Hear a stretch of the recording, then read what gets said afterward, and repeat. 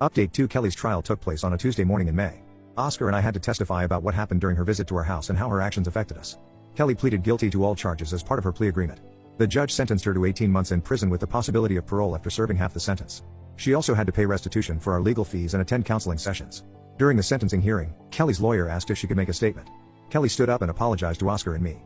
She said she knew what she had done was wrong and that she regretted putting us through such a difficult time. Kelly explained that she had been desperate to have a baby and hadn't been thinking clearly. She said that fertility treatments had been affecting her emotionally and she had made poor decisions as a result.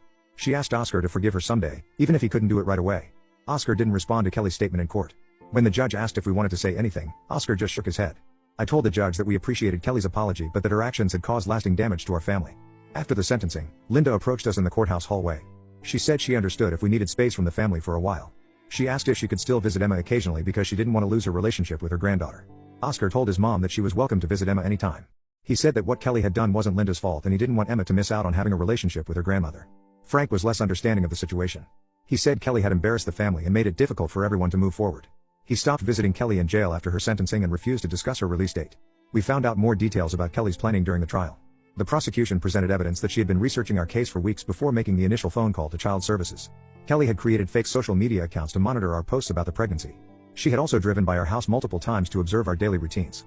The level of premeditation involved in her plan was more extensive than we had initially realized. The most disturbing revelation was that Kelly had been in contact with adoption agencies in other states. She had inquired about private adoptions and asked about the process for adopting a baby whose birth parents changed their minds.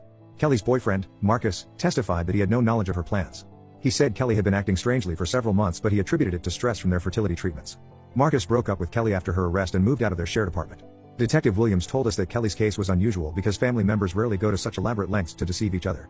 She said most impersonation cases involve strangers trying to commit fraud or gain access to homes for theft. The strain of the trial affected Oscar's relationship with his parents. Linda continued to visit Kelly in prison and wanted to discuss Kelly's appeals process with Oscar. Frank thought Linda was enabling Kelly's behavior by maintaining contact with her. Oscar told his parents that he didn't want to hear updates about Kelly or discuss her situation. He said he needed to focus on his own family and couldn't handle constant reminders of what had happened.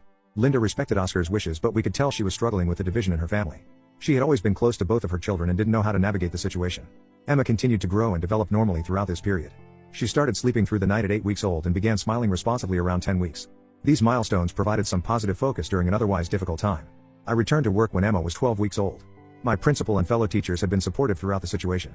Several colleagues brought meals during Emma's first few weeks and offered to help with childcare if needed. Oscar's work relationships were more complicated because some of his co-workers knew about Kelly's arrest through local news coverage. The story had been reported in the newspaper with headlines about fake government workers.